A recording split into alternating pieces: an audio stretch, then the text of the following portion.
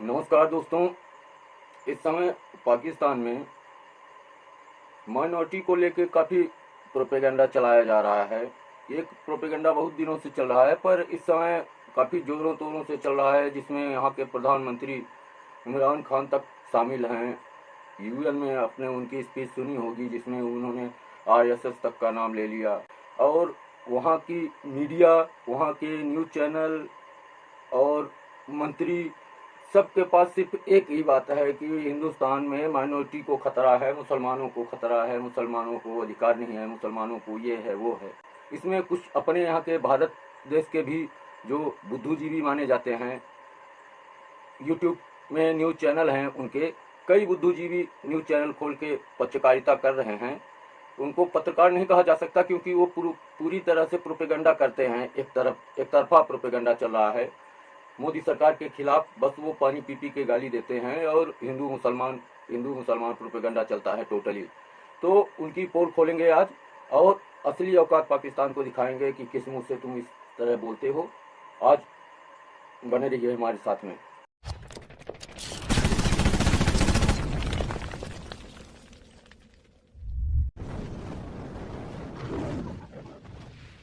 दोस्तों, पाकिस्तान में कोई भी न्यूज़ चैनल खोलिए आपको हर जगह एक ही न्यूज़ मिलेगी।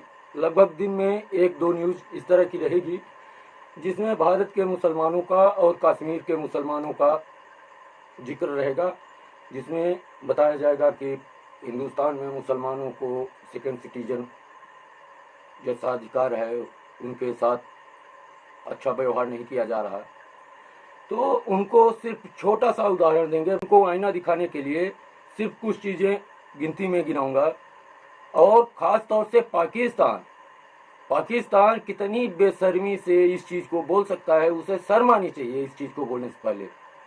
उसको अपने यहाँ की माइनॉरिटी का थोड़ा सा भी ख्याल नहीं आता ये शब्द बोलते समय।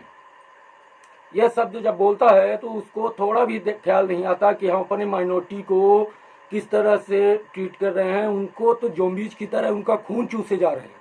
असल में देखा जाए तो उनका खून चूसे जा रहे हैं पाकिस्तानी। माइनॉरिटी दिन ब दिन उनका लेवल गिरता जा रहा है। रोज एक मंदिर टूट रही है, रोज एक चर्च टूट रहे हैं। बचे ही कितने हैं, एक मुट्ठी बचे हैं, उनमें भी मंदिरों में पूजा करने नहीं दिया जा सकता। और ऐसे देश में जो बहुसंख्यक इस्लाम हो, वहाँ मंदिर होना एक तरह से असंभव ही है।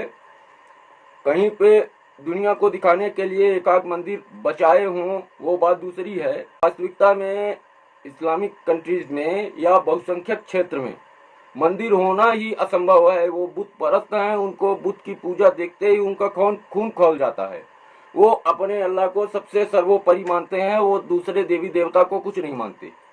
वो हिंदू नहीं है कि सभी के भगवान एक बराबर हैं। सिर्फ हिंदू सबके भगवानों को एक बराबर मानता है कि चलो भैया, जैसे हमारे भगवान है वैसे ही इनके भी भगवान होंगे, इनके भी भगवान को चलो प्रणाम कर लो, नमस्कार कर लो। ऐसा सिस्टम वहाँ नहीं है। वहाँ पूरी तरह कट्टरता है और मेरे अलावा कोई जी नहीं सकता, इस तरह की भावना है। वहाँ माइनॉरिटी में, यहाँ सिख कौम जो शेर है ना, वहाँ भी ये कौम है, वो गीदड़ बनी हुई है। वहाँ हम जिन सिखों को शेर मानते हैं, ये हमारी शान है, ये हमारी शेर हैं, वो वहाँ इतनी ही जनसंख्या में है, पर वहाँ गीदड़ की तरह है, सिर्फ जनसंख्या कम होने के कारण। उनके यहाँ के जो ग्रंथी हैं, ग्रंथियों की बेटियों को उठा ले जाते हैं। ग्रंथी जो सर्वोपरि हैं, जो वहाँ पे गुरुद्वारे में बैठते हैं, एक तरह से कहा जाए हिंदुओं के गुरुओं के, तो ग्रंथी की बेटी को उठा के ले जाते हैं, उनका धर्मांतरण करा लेते हैं। और ग्रंथी रो रो के कुछ नहीं कर पाता, समझ रहे हैं। तो जो वहाँ पे बहुसंख्यक में है सिख, उनकी बात बता रहा हूँ। जो हिंदू एक मुट्ठी बचे हैं, हिंदू तो वैसे भी भागते फिरते हैं हर जगह, किसी तरह लड़ाई झगड़े से जान छूटे। भैया तुम ही बड़े हो, तुम ही महान रहे आओ, हमें जीने दो, ये वाली भावना है हिंदुओं की ये वाली भावना रहती है कि हमें जीने बस दो, तुम ही महान हो, हम नहीं करेंगे पूजा पाठ भैया। पर जो सिख कौम शेर कौम थी वो जब गीदड़ बनी है वहां पे, तो और किसी का क्या बोलेंगे। पाकिस्तान में होली दिवाली लोग जानते ही नहीं कि होली और दिवाली होती क्या है। पूछा जाए वहाँ की जनता से कि दिवाली कैसे मनाते हैं, वो बताते हैं करो रंगों में लगाते हैं कभी हिंदू लोग।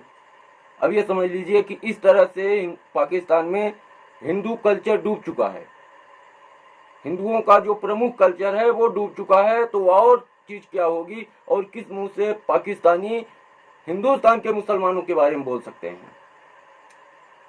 कोई और बोले तो एक बार सोचा जाए, ये पाकिस्तानी किस मुंह से बोल देते हैं। जो हमारे यहाँ के लोग प्रोपेगेंडा कर रहे हैं, जो हमारे यहाँ के लोग यूट्यूब में न्यूज चैनल बना के पाकिस्तान को खबर देते हैं, उनको ये बता दीजिए कि माइनॉरिटी किस हिसाब से मुसलमान हो गए। दूसरी सबसे बड़ी आबादी माइनॉरिटी कैसे हो गई। जो एक मुट्ठी की संख्या में बचे हैं, सिर्फ हजारों की संख्या में हैं, पारसी वो माइनॉरिटी नहीं हुए, जैन माइनॉरिटी नहीं हुए, सिख माइनॉरिटी नहीं हुए, बुद्ध माइनॉरिटी नहीं हुए, ये मुसलमान माइनॉरिटी कहां से हो गए।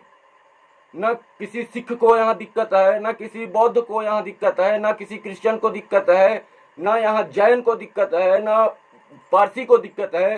पारसी पूरे दुनिया को छोड़ के हिंदुस्तान में आए, क्यों आए। और जो उनका गढ़ था, जो उनकी जमीन थी, उनकी जमीन किसने छीनी, इसी कौम ने छीनी। ये कौम किसी से माइनॉरिटी का हक मांगने लायक ही नहीं है, किसी हिसाब से माइनॉरिटी की बात करती है। जहां जहां पे ये बहुसंख्यक में है, वहां माइनॉरिटियों का हाल क्या है। बड़े बड़े बौद्ध मंदिरों को बम से उड़ा दे रहे हैं अफगानिस्तान में, बड़ी बड़ी मंदिरों को उड़ा दे रहे हैं पाकिस्तान में। ये किस हिसाब से माइनॉरिटी की बात कर रहे हैं। और माइनॉरिटी की बात भी करें तो हिंदुस्तान में माइनॉरिटी बौद्ध, जैन और पारसी हैं, सिख हैं।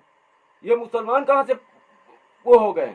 और किसी को कोई दिक्कत नहीं है, सिर्फ इनको सबसे बड़ी दिक्कत है। और दिक्कत इनका दोगलापन देखिए, दोगलापन का लेवल देखिए, कितने दोगले हैं, कौम ही दोगली है तो क्या बताएं। इनको गृह मंत्री मुसलमान रहा हिंदुस्तान ने, हिंदुस्तान में क्या नहीं दिया इनको। ये हिंदुस्तान को गाली दे रहे हैं, हिंदुस्तान ने क्या नहीं दिया इनको। गृह मंत्री बनाया इसी हिंदुस्तान ने, मुख्यमंत्री बनाया इसी हिंदुस्तान ने, राष्ट्रपति बनाया इसी हिंदुस्तान ने, उपराष्ट्रपति बनाया इसी हिंदुस्तान ने। आज के डेट पे भी सुप्रीम कोर्ट हो, हाई कोर्ट हो, लोकल कोर्ट हो, जिला कोर्ट हो, हर जगह जज मुसलमान हैं। एडमिनिस्ट्रेशन में हर जगह मुसलमान हैं। डिस्ट्रिक्ट कलेक्ट्रेट जिसको बोलते हैं, जिसके पावर में पूरा जिला आता है, जिसके पास सबसे बड़ी पावर होती है जिले की, हर जिले की, उसमें मुसलमान हैं। किस क्षेत्र में मुसलमानों को पीछे रखा गया। अब जो कौम 12-12, 15-15 बच्चा पैदा करके पंचायत घसेगी, उसको जबरदस्ती कलेक्टर बना दें कि ये मुसलमान हैं भैया, इनको जबरदस्ती कुछ न कुछ दो। क्या करें। पंचायत घसने वाले को जबरदस्ती उठा को लाएं तो कलेक्टर बना दें, एसपी बना दें, और जबरदस्ती उठा के प्रधानमंत्री और मुख्यमंत्री बना दें, सुप्रीम कोर्ट का चीफ जस्टिस बना दें। तुम्हारे पाकिस्तान में 184 भी है हिंदू। हमने तो राष्ट्रपति हमने दिया, उपराष्ट्रपति दिया, जज दिए, सुप्रीम कोर्ट लेवल के जज दिए। तो तुम्हारे यहाँ एक भी जज है हिंदू, तुम्हारे यहाँ एक भी मंत्री है हिंदू, तुम्हारे किसी शहर का, किसी प्रदेश का एक भी मुख्यमंत्री है हिंदू। मुख्यमंत्री की बात छोड़ो, एक मंत्री नहीं बना सकते। तुम इतनी छोटी कौम हो, इतनी छोटी मानसिकता की कौम हो, तुम हिंदुओं की उदारता की बात करोगे। किस मुंह से हिंदुओं की उदारता की बात कर सकते हो। हिंदुओं की, हिंदुस्तान की उदारता के बात करने लायक तुम्हारा मुंह नहीं है। असल में देखा जाए तो तुम्हारा मुंह नहीं है हिंदुस्तान और हिंदुओं की उदारता देखने लायक। किस मुंह से बोल देते हो हिंदुस्तान में माइनॉरिटी खतरे में है, और माइनॉरिटी में सिर्फ मुसलमान माइनॉरिटी है। और ऐसा क्या है कि हर जगह मुसलमान को ही दिक्कत है। कहीं माइनॉरिटी में दिक्कत है, कहीं मेच्योरिटी में दिक्कत है। जहां बहुसंख्यक हो जाएंगे वहां भी दिक्कत है, जहां अल्पसंख्यक रहेंगे वहां भी दिक्कत है, और जहां दूसरी संख्या में रहेंगे वहां भी दिक्कत है। ससुरा हर जगह दिक्कत का मेन स्रोत ये मुसलमान ही क्यों है? ये भी कभी सोचो, ये भी कभी कल्पना करो कि तुम्हारी ही कौम क्यों हर जगह दुनिया में ठोकर खा रही है, और हर जगह की समस्या की जड़ तुम ही क्यों हो? दुनिया में मानवता के खिलाफ जितना भी काम होता है, इंसानियत के खिलाफ जितना भी काम होता है, उसकी जड़ में तुम ही क्यों हो? एक बार सोचते क्यों नहीं? ये हिंदुओं की उदारता है कि हिंदुओं ने इतने बड़े बड़े पदों में तुम्हें पदस्थ किया। हिंदुओं की उदारता है कि हिंदू बहुसंख्यक होते हुए भी आज भी हिंदुस्तान सेक्युलर मुल्क है।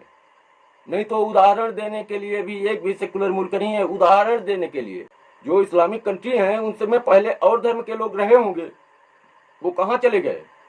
क्या हुआ उनका?